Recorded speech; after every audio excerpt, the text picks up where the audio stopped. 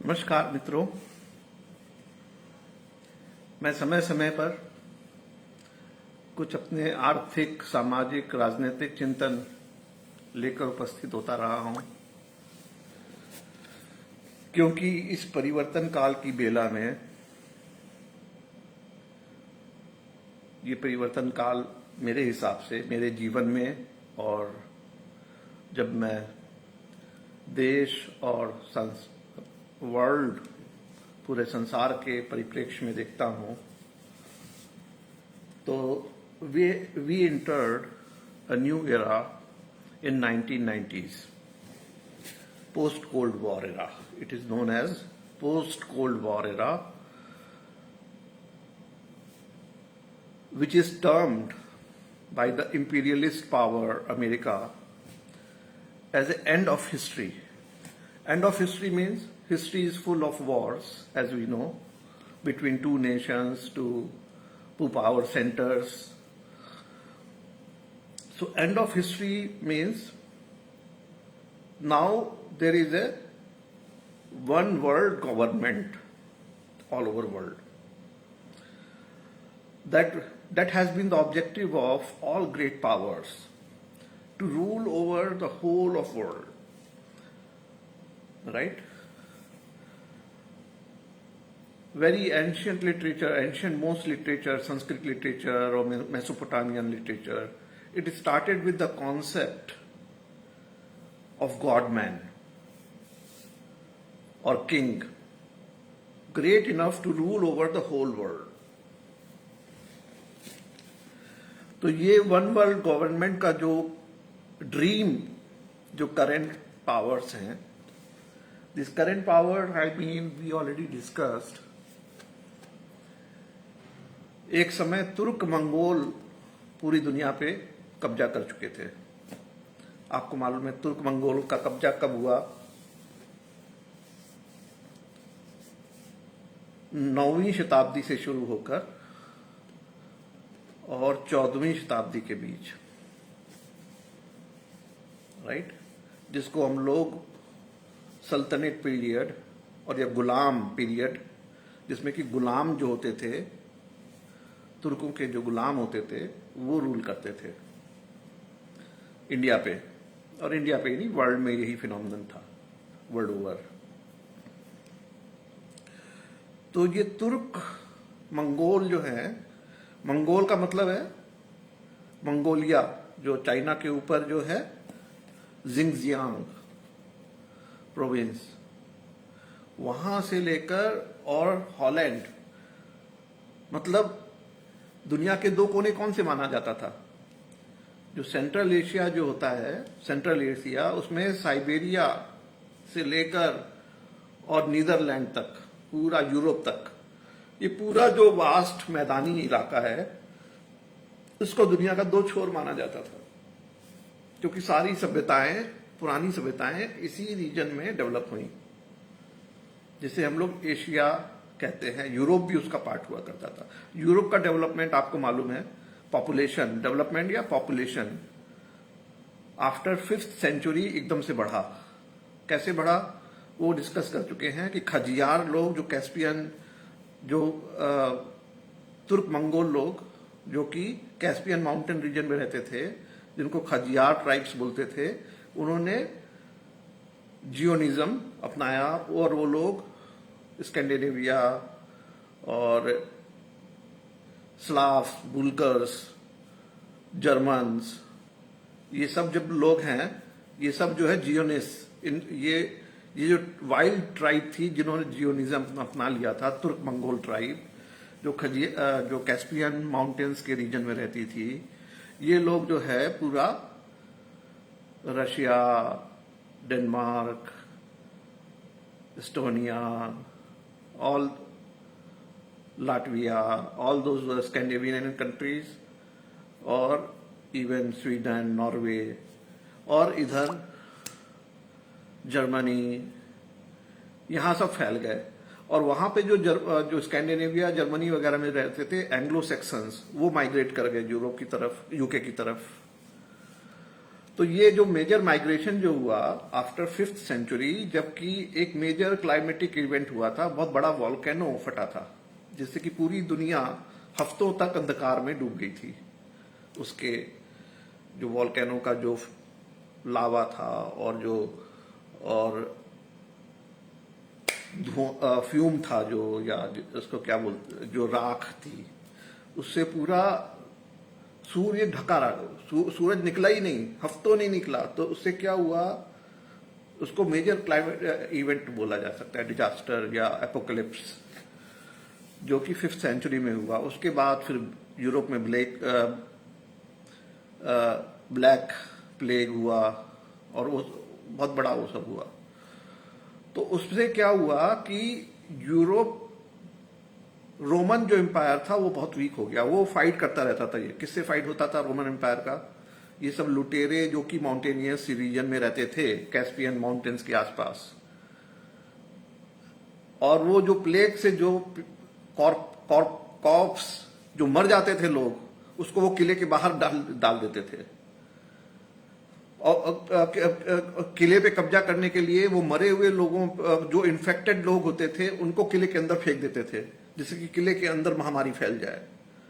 इस तरह का चीजें जो है, जिसको ये जो टैक्टिक्स है, वॉर टैक्टिक्स, जिसमें कि to spread the deadly diseases, right. Deadly diseases का जो स्प्रेड होता है ड्यूरिंग वॉर टाइम्स, वो इंटेंशनली होता है। जैसे कि Covid could have been contained at very early stages, as we know. We already knew at the end of 2019. By November itself, it was known that COVID is there, detected in Wuhan. But those scientists were silenced.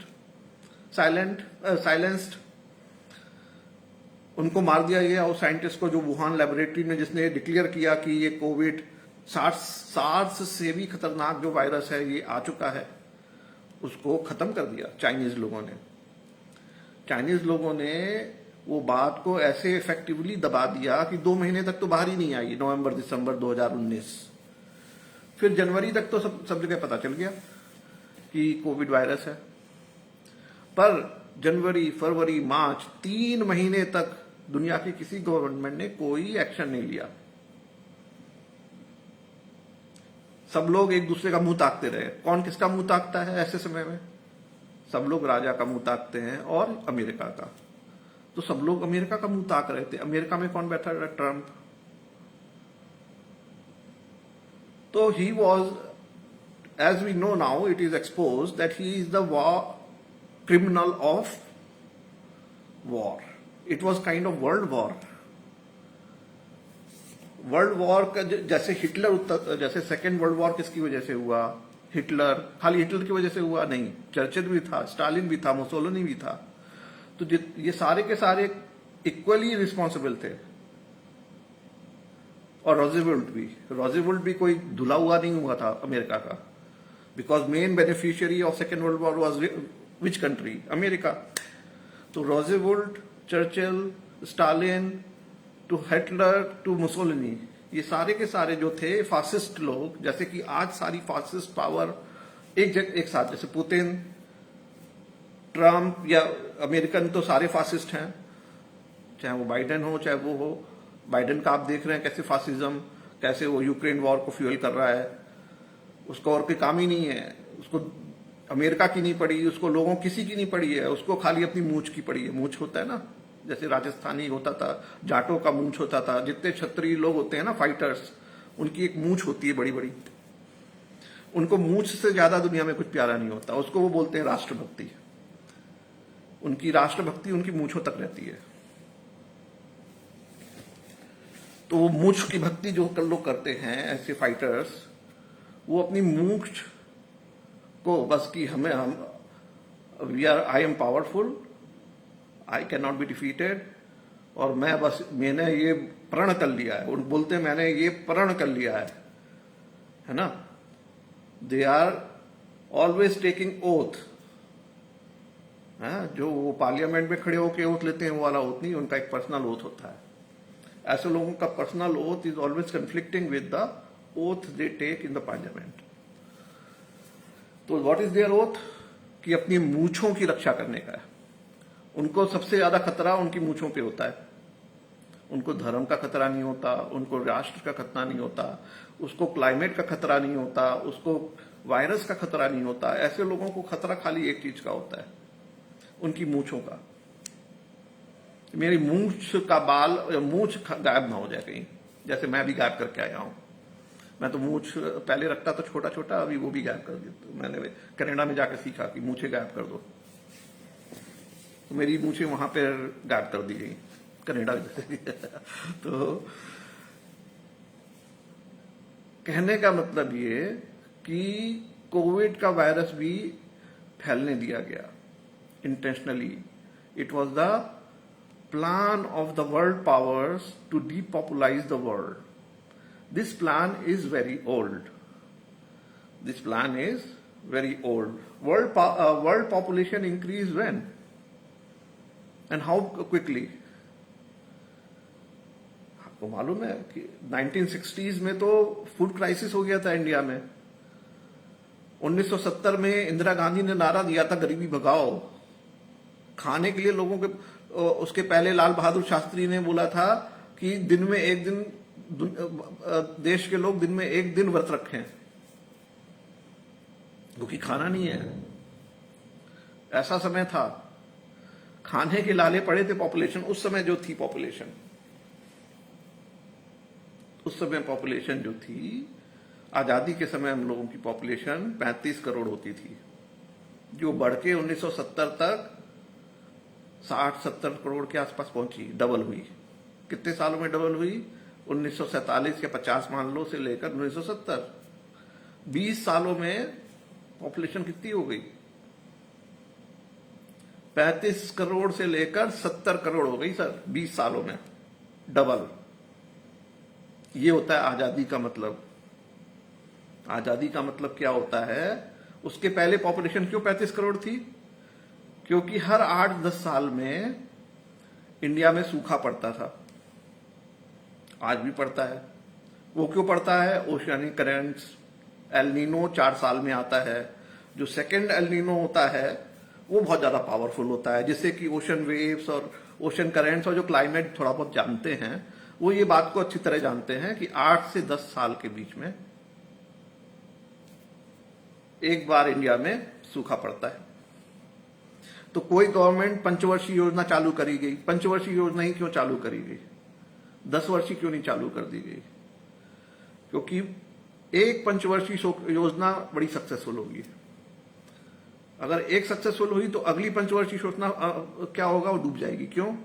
Because of this major सूखा, बाढ़, climatic events. तो कोई government, जैसे Congress government 2004 में जीती, तो 2009 तक पहला टर्म उनका बड़ा अच्छा गया। फिर क्या हुआ? उसके बाद खत्म, डूब गया। क्यों? क्योंकि दूसरा टर्म में उनको they are going to face effect of climate change on agriculture. And as you know, developing countries are still, what are developing countries? Which are agricultural based, जिनकी इकोनॉमी एग्रीकल्चर के ऊपर बेस करती है। और agriculture किसके ऊपर base करता है? क्लाइमेट के ऊपर बेस करता है। तो अगर क्लाइमेट अगर डिस्टर्ब हुआ तो एग्रीकल्चर गया, इकोनॉमी डूबी, सीधा सीधा। तो 2 टर्म अगर कोई गवर्नमेंट रहेगी तो पहला टर्म में अच्छा करेगी, दूसरा टर्म में खराब करेगी। ये नोन है पैटर्न। तो पंचवर्षीय योजना 1950 में चालू करी गई। ये सब चीजों को ध्यान में रख के, उसके पहले अगर हम थोड़ा हिस्ट्री में जाएं तो राजा टोडरमल ने टैक्स रिफॉर्म करे थे। उन्होंने बोला कि हर साल तो पैदावार बराबर नहीं होती, तो जिस साल अच्छी पैदावार हुई उस साल आप ज्यादा टैक्स दे सकते हैं, और जिस साल कम पैदावार हुई उस साल तो फिर भैया आपका टैक्स जो है यूनिफॉर्म तो नहीं हो सकता कि हर साल सेम ही टैक्स देना पड़े।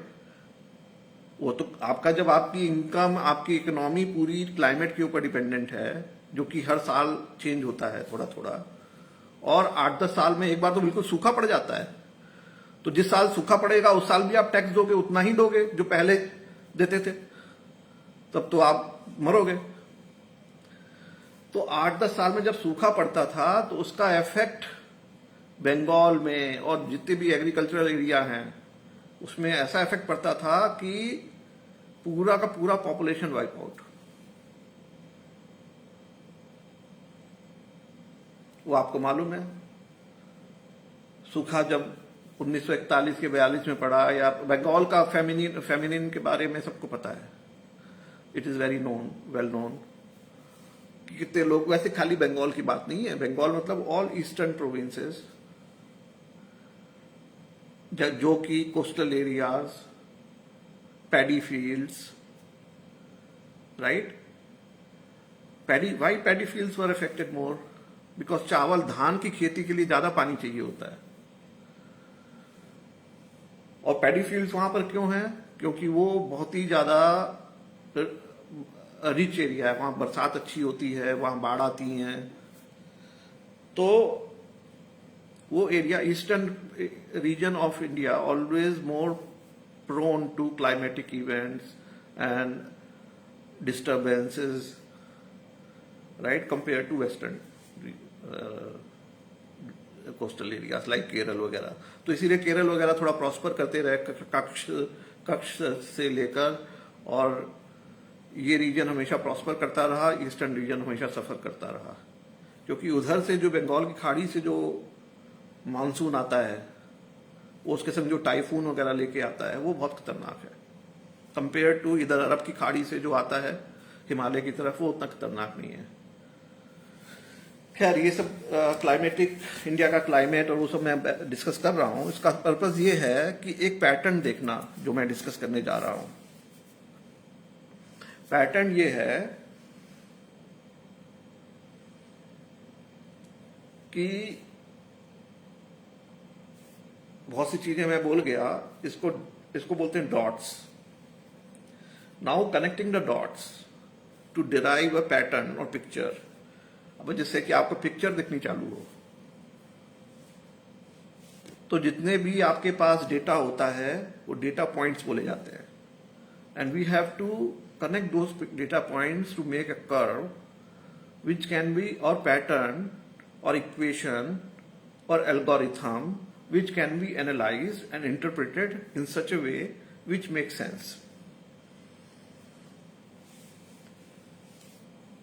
तो मेजर क्लाइमेटिक इवेंट्स और वॉर्स और पावर स्ट्रगल, तीन चीजें। एक तो दैवीय आपदा, कोई भी क्लाइमेट इवेंट, वायरस, उसका फायदा जो पावर के जो लोग होते हैं, वो पावर के जो लोग कैसे उठाते हैं, लुटेरे जो होते हैं वो कैसे उठाते हैं, वॉर करके, और उसी को टूल बनाकर क्लाइमेट को ही, climate change became a tool to exploit people.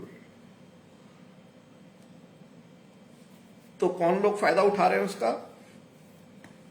ये लोग बोलते हैं कि every crisis has a opportunity, behind every crisis there is opportunity, an opportunity for those, किसके लिए? बोले जो ज्यादा इंटेलिजेंट होते हैं। ज्यादा इंटेलिजेंट कौन होते हैं?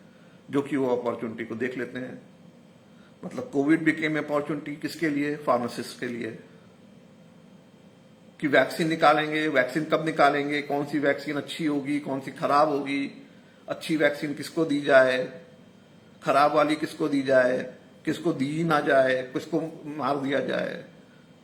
ऑक्सीजन की कमी हो गई है तो ऑक्सीजन किसको दिया जाए, किसको नहीं दिया जाए, किसको खराब क्वालिटी का दिया जाए, ये सारी एनालिसिस करनी पड़ती है। और ये सब डिसीजन कौन लेते हैं? ये डिसीजन लेते हैं मिनिस्टर लेवल पे। मिनिस्टर लेवल के पीछे जो होता है शैडो गवर्नमेंट होती है। शैडो गवर्नमेंट कौन होती है? तो हम लोग ने चालू किया था तुर्क मंगोल से, जियोनिज्म से। जियोनिज्म कहां से फैला? कैस्पियन माउंटेन से फैला, यूरोप से लेकर, अरब कंट्री से लेकर, इंडिया से लेकर पूरे एशिया में। उसके बाद क्या हुआ आपको मालूम है, 16-17 सेंचुरी में एक्सपेडिशंस हुए, ओशन एक्सपेडिशन, और न्यू वर्ल्ड डिस्कवर्ड। अभी तक जो वर्ल्ड नहीं मालूम था, अमेरिका उस समय, तो उस समय जो वर्ल्ड था वो साइबेरिया के एक किनारे से लेकर और यूरोप तक था। सेंट्रल एशिया का जो मैदानी इलाका, east Siberia versus west Europe, यही वर्ल्ड हुआ करता था। तो when the new world discovered 16th century, Columbus, Vasco da Gama, आपको ये सब पता है। तो अमेरिका की खोज हो गई। फिर वो स्पेनिश लोग जाकर पूरा साउथ एशिया पे कैप्चर कर लिए, साउथ अमेरिका पे कैप्चर कर लिए। और प्योरिटन्स और ये लोग, प्योरिटन्स वगैरह कौन होते थे? प्योरिटन्स वगैरह वो होते थे जो कि जर्मनी, स्कैंडिनेविया, इन सब जगह के लोग जो थे, सताए हुए लोग। किसने सताया उनको? ये तुर्किक मंगोल लोग, जियोनिस्ट, जो कि लुटेरे लोग, वहां पे जाके कब्जा कर लिए। उन्होंने लोगों को, वहां पे जो लोग रह रहे थे एंग्लो सेक्सन्स, उनको खदेड़ के यूके भेज दिया। अब एंग्लो सेक्सन जब यूके में घुस गए तो उन्होंने किसको खदेड़ा? वहां कौन रह रहे थे? वहां सेल्ट्स रह रहे थे और आयरिश रह रहे थे। तो आयरिश और सेल्ट्स जो है वो उधर चले गए, स्कॉटलैंड और आयरलैंड। तो who were the Ireland and Scottish people? Who were the residents of UK, who were kicked out by the Anglo-Saxons, not kicked out actually, they themselves left because वो बोलते थे ये लोग कौन घुसाए हैं यहाँ पर, इनके संग मुझे नहीं रहना। ठीक है ना? तो फिर वो लोग घुस गए उधर आयरलैंड और स्कॉटलैंड में। एंग्लो सेक्सन्स ने पूरा कब्जा कर लिया यूके रीजन पे, लंदन पे। तो इधर क्या हुआ? प्योरिटन्स जो थे वो एंग्लो सेक्सन से जो सताए हुए लोग कुछ माइग्रेट कर लिए, जर्मनी में भी दोनों तरफ माइग्रेशन हुआ, इधर से एंग्लो सेक्सन्स का, तो उधर से कुछ लोग उन्होंने भगा दिए, तो फिर इधर आ गए प्योरिटन्स। वो प्योरिटन्स जो है वो लोग सताए हुए लोग जो कि अपने पुराने कल्चर, उनका धर्म खतरे में था बेचारे को। प्योरिटन्स मीन्स जिनका धर्म खतरे में हो, तो उनका धर्म खतरे में हो गया। और उनको धर्म का खतरा किससे हुआ? जो माइग्रेट करके लोग आए। जैसे अभी हिंदुओं को खतरा किससे हो रहा है इंडिया में? जो म्यांमार से, बांग्लादेशी, पाकिस्तान से जो माइग्रेंट्स आ रहे हैं या रिफ्यूजी आ रहे हैं, उनसे खतरा है हिंदू धर्म को बेसिकली, है। तो ये खतरा उस समय जो प्योरिटन्स को होता था, तो प्योरिटन्स जो है उनके पास कोई चारा नहीं बचा। तो बोले भैया अब तो बैठ जाओ ये बोट के अंदर, ये जहां ले जाएगी वहां पहुंच जाएंगे तो पहुंच जाएंगे, नहीं तो समुद्र में ही समा जाएंगे। तो ये प्योरिटन्स लोग किसमें बैठ गए? बोट में बैठ गए। और ये एक्सपेडिशन वाला फंडिंग कहां से हुआ? वो जियोनिस्ट ने किया। उसमें क्या है, जियोनिस्ट का हाथ था। जियोनिस्ट मतलब उसको रॉथस्चाइल्ड फैमिली बोलते हैं बाद में। तो इन जियोनिस्ट में जो रॉथस्चाइल्ड फैमिली थी वो पूरे यूरोप के फाइनेंस में कब्जा कर ली। रॉथस्चाइल्ड के 4 या 5 लड़के, Holland,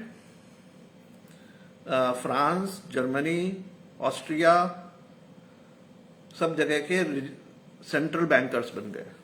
central bankers, private Rothschild family.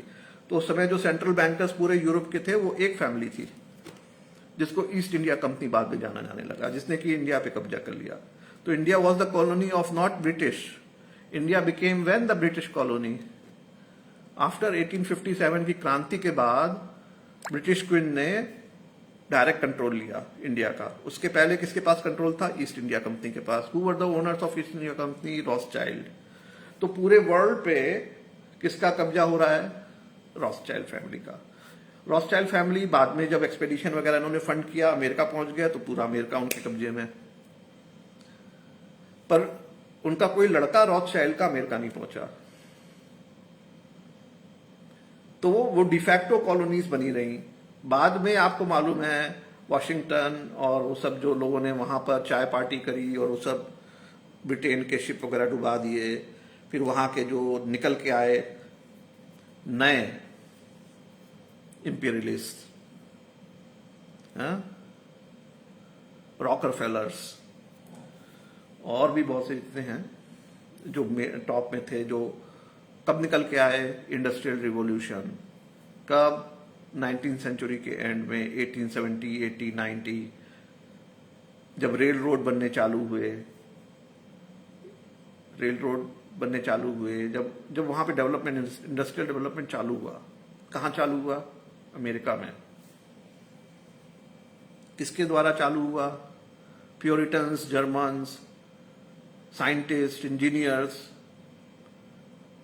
Einstein category के लोग सब भाग लिए वहां। तो India became America became the knowledge centre. सारा इंडस्ट्रियल रिवॉल्यूशन वहीं पे चालू हुआ, सारी साइंटिफिक जो आज तक चला आ रहा है। तो अमेरिका कब डिस्कवर हुआ, किसके कब्जे में रहा, किसके इन्फ्लुएंस में रहा, कैसे वो पावर डेवलप हुई, कैसे वो नॉलेज सेंटर बना, यहां से मॉडर्न हिस्ट्री चालू होती है। वर्ल्ड वॉर के बाद फासिज्म के पूरे दुनिया में फासिज्म फैला हुआ और रोज़ेवेल्ट ने अच्छा आदमी था, अच्छा आदमी इन द सेंस कि वर्ल्ड वॉर तो खत्म करा, but they were the most beneficiaries. दुनिया का 80% गोल्ड उनके पास आ गया वर्ल्ड वॉर 2 के बाद। Definitely US dollar became the reserve currency. पूरा वर्ल्ड, सेंट्रल गवर्नमेंट, अब उनका क्या पहला टारगेट क्या था आफ्टर वर्ल्ड वॉर, कि दुनिया की जितनी नई कंट्री जो कोलोनाइज कंट्री जो फ्री हो रही हैं, उन सब की जो इकोनॉमी है उनके कब्जे में आए। कैसे? Central governments. तो सारी सेंट्रल गवर्नमेंट्स और सेंट्रल गवर्नमेंट का जो सिस्टम है वर्किंग का, वो किसके कंट्रोल में? वर्ल्ड बैंक और आईएमएफ के। So IMF and World Bank became the tools to do the funding of developing nations. And why funding of developing nations? क्योंकि उनका सारा सोना तो वो लोग लूट के ले गए थे। अब तो क्या है, आपका सोना लूट के ले गए, कल आप मांगोगे कि मुझे वापस करो। जैसे कि अभी मैं बोलता हूं कि कोहिनूर सोना मेरा वापस कर दो, तो कोहिनूर सोना क्यों वापस कर दें? आपको तो मैंने इतनी फंडिंग करी है वर्ल्ड बैंक से, आईएमएफ से, ठीक है ना। ऐसा होता है कि किसी का घर लूट लो, सबको मार दो, बस एक बच्चा छोड़, मान लो एक बच्चा छूट गया, वो बड़ा होगा, उसको कोई बताएगा यार तुम्हारे इस आदमी ने सारा घर तुम्हारा बर्बाद, तो बोलेगा कि ठीक है उसको शांत करो, उसको कुछ पैसा दो। जैसे होता है ना कि कहीं पर दंगे फसाद करा दिए, कहीं घर जला दिया, कहीं कोई एक्सीडेंट हो गया, ट्रेन एक्सीडेंट, हादसा जिसे बोला जाता है, वो एक्सीडेंट नहीं होता है, वो लापरवाही होती है या प्लॉट होता है। फिर उसके बाद मुआवजा दिया जाता है शांत करने के लिए लोगों को। तो सेम चीज है। तो ये चलता रहा, पर उस समय वर्ल्ड वॉर के बाद 2 पावर आई ना, एक तो नहीं आई। फिर दोनों के बीच में रशिया और उनके बीच में चलता रहा वॉर। फिर कोल्ड वॉर जब खत्म हुआ, वी इंटर्ड द अभी का समय जो है 1990s से वी इंटर्ड द पीरियड जिसमें कि वर्ल्ड पॉपुलेशन 70-80 लाख करोड़ जो इंडिया की होती थी, वो फिर डबल हो गई। डबल तो नहीं, मतलब ठीक है, मतलब ऑलमोस्ट डबल हो गई। मतलब 20-30 साल में पॉपुलेशन डबल हो रही है। तो व्हाट आर द पावर, जो पावर है, जो टॉप पावर है, कौन है? पता चल गया आपको। उनका एजेंडा क्या है? डीपॉपुलाइज द वर्ल्ड। तो क्लाइमेट चेंज है वो ठीक है, वो तो दैविक आपदा है, पर वो दैविक आपदा का यूज कर रहे हैं ये लोग, जिससे कि आपका फूड, हवा, पानी, जो 5 देवता होते हैं ना, वो 5 देवता में 5 नहीं तो 4 तो इनके कब्जे में है। जैसे रावण के कब्जे में थे, रावण के कब्जे में यमदेव भी थे, यमदेव भी रावण के कब्जे में थे। खाली सूर्य देव नहीं थे, वायु देव नहीं थे, सारे देवता उनके कब्जे में थे। एग्जैक्टली वो सिचुएशन है। मतलब आप इसको माइथोलॉजी समझो या आप इसको रियलिटी समझो, आप देख लो। हवा किसके कब्जे में है? आप कौन सी सांस ले रहे हो, किसके कब्जे में है? इंडस्ट्रियलिस्ट के। वही उसको पॉल्यूट कर रहे हैं। पानी को कौन पॉल्यूट कर रहा है? और ये शुद्ध पानी कौन बेच रहा है? शुद्ध हवा, ऑक्सीजन कौन बेच रहा है? कोविड में ऑक्सीजन किसने सप्लाई करी? तो ये सारे जो हैं, हवा, पानी, खाना, फूड इंडस्ट्री, दवा, नॉलेज, मीडिया, टेलीकम्युनिकेशंस, एनर्जी, ये सब किसके कब्जे में है? ये बिल्कुल क्लियर है, इसमें तो जरा भी दो डाउट। जब पूरी इकोनॉमी या उनके कब्जे में है, जिसको आप आरबीआई करके बड़े खुश होते हो, और ये मोदी और ये नेशनलिज्म और ये और वो, पर ये कब्जे में किसके हैं? ये तो एक ऐसे बोलते हैं ना कि उसके पास इतनी पावर है, एक फूंक मार दे तो सब गए। जैसे कुंभकर्ण क्या करा, मतलब वो अगर फूंक मार दे तो सब उड़ जाए।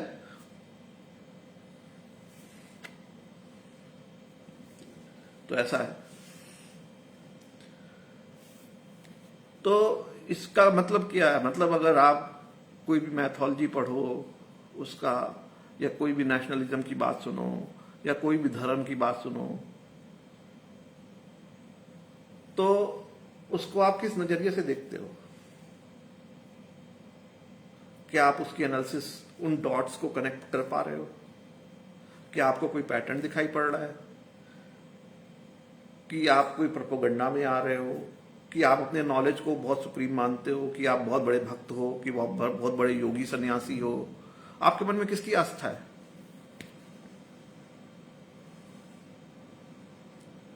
कोई योगियों के चक्कर में पड़ रहा है, कोई बाबाओं के चक्कर में पड़ रहा है, कोई को भक्ति आ रही है बहुत बड़ी, कोई को बहुत बड़ा ज्ञान मिल गया है, कोई बहुत बड़ा साइंटिस्ट बन रहा है, कोई बहुत बड़ा इंजीनियर बन रहा है, कोई बहुत बड़ा फाइनेंस मैनेजर बन रहा है, बड़े बड़े पढ़े हुए आईटी आईएम और ये। पर किसी को, इनमें से कितने लोगों को पैटर्न दिखाई पड़ रहा है? इनको कितने लोगों को जो है कुछ दिखता है? दिखता मतलब मॉन्स्टर, दिखता ही नहीं है। अगर दिखता भी है तो आप उससे डर जाते हो। क्या डरो? अगर आप पहले तो आप भूत देखेगा ही नहीं, भूत देखेगा नहीं तो आप सुखी हो।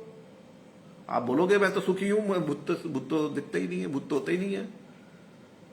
पर कहीं आप हॉन्टेड प्लेस में आप चले गए, भूत का साक्षात्कार हो ही गया आपको, तब आपको समझ आ जाएगा अरे भूत तो बहुत भयंकर चीज है। तब आपके मन में डर आ जाएगा। तो आप बोलोगे, अब आप जो है अंधेरे में जाने से डरोगे। फिर बोले मैं तो अंधेरे में जाना ही नहीं मुझे। शमशान घाट में 12 बजे, क्या मैं सम्राट विक्रमादित्य हूं क्या? मुझे विक्रम बेताल के, मैं बेताल से पाला पड़ेगा मेरा? तो बेताल के घर में कौन जाएगा? मुर्दा लटक रहा होगा वहां पेड़ के ऊपर, उसको कंधे के ऊपर डाल के लाने का है। आप समझ रहे हैं? वो मुर्दा पेड़ पे लटक रहा है, जब उसको पकड़ने जाओ तो वो नीचे गिर जाता है, नीचे पकड़ने जाओ तो ऊपर चढ़ जाता है। तो आप पकड़ोगे कैसे? आप तो भयंकर डरोगे। नहीं डरे, पकड़ ही लिया, कंधे पे बैठा लिया, तो वो बोलता है कि कंधे पे तो बैठा लिया, अब तुम्हारा मैं सर फाड़ दूंगा अगर मेरा जवाब नहीं दोगे तुम तो। अब मैं तुम्हें पहेली बताता हूं। अब वो ऐसी धर्म कर्म की पहेली बताएगा जो आपसे सॉल्व ही नहीं होगी। आप वो धर्म कर्म में उलझोगे, भक्ति में, योग में, सब में उलझ जाओगे। ऐसा ऐसा फेंकेगा कि आप कौन बड़े बड़े उलझ जाए उसमें। योगियों के चक्कर में, बाबाओं के चक्कर में, इनके पास कौन सी पावर होती है? बेताल वाली पावर होती है। बेताल की स्टोरी में सारे योगी, सारे सन्यासी, सबकी कहानी है। वो बेताल की योगी पढ़ लो, जातक कथाएं पढ़ लो, पर उन कथाओं को अगर आप सॉल्व भी कर लो, सॉल्व कैसे करेगा कोई? है? और सॉल्व अगर गलत करा तो सर फट जाएगा।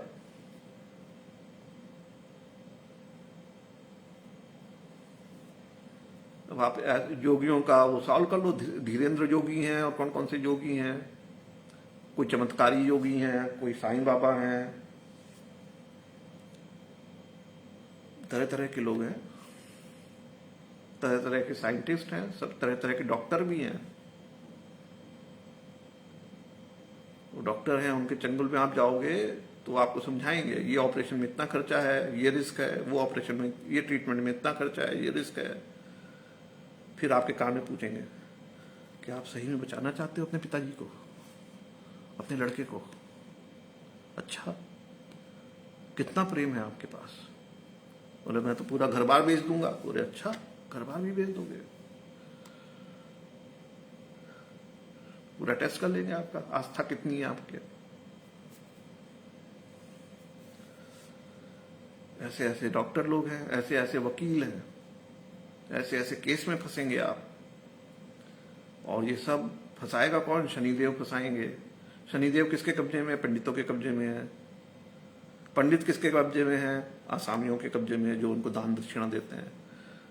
वो दान दक्षिणा देने वाले कौन हैं? आप पूरा सिस्टम समझ लो, ये सारे डॉट्स, इसको कनेक्ट करो, पिक्चर ड्रॉ करो, दर्शन करो पहले। किसके दर्शन करने हैं? भगवान के कि मॉन्स्टर के कि भूत के? जब तक भूत का सामना नहीं करने की हिम्मत आई, तब तक दिमाग के दरवाजे नहीं खुलने वाले। Thank you so much.